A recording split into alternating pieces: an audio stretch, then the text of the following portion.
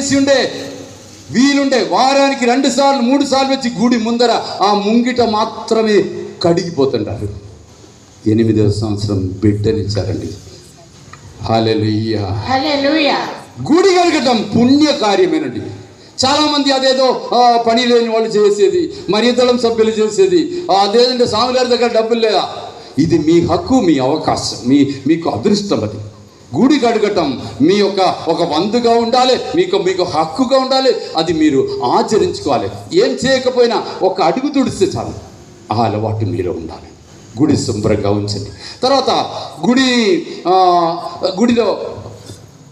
గుడిలో ఉన్నటువంటి వస్తువులు, నేను కొత్త గుడి కడుతున్నాను కాబట్టి ఏం చెప్పటం లేదు.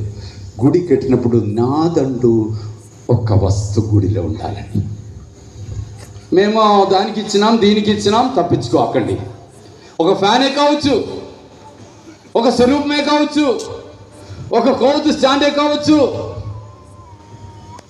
కానీ నా గుడి అని నీకు చెప్పాలంటే, చేయాలంటే, ఆ గుడిలో మోకాళ్ళు వేసినప్పుడు నా గుడి అని గుర్తు రావాలంటే ఒక్క అడుగు ఆ బండ అయినా నీదే ఉండాలి. హల్లెలూయా, హల్లెలూయా.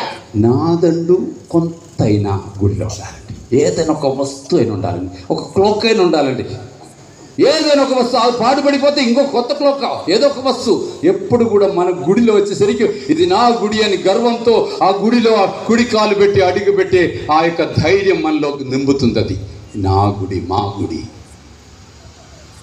జాగ్రత్త వహిస్తాం, గుడిని నిర్మిస్తాం, గుడిని పరిపాలిస్తాం. ఇది ఈ పూజ గురించి మాట్లాడినప్పుడు ఈ విషయం గురించి చెప్తుంటాం. రెండవది, సజీవంగా పాలు పంచుకోవాలి. నాకు తెలియదు, ఈ పాత గుడిలో నేను ఒకసారి